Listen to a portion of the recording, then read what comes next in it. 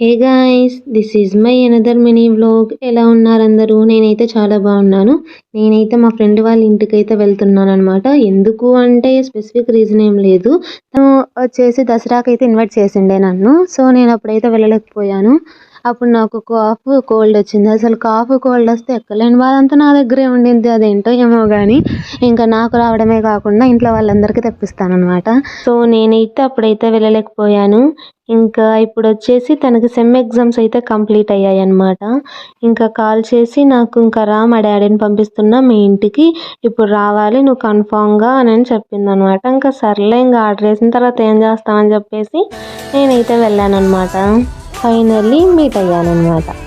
Bore కొడుతుందని చెప్పేసి మేమైతే శారీ కట్టుకుందామని అయితే ఫిక్స్ అయ్యాము. ఫస్ట్ అయితే ఏమనుకోలేదు మేము ఇలా కట్టుకుందామని, సడన్గా వచ్చిన థాట్ అనమాట.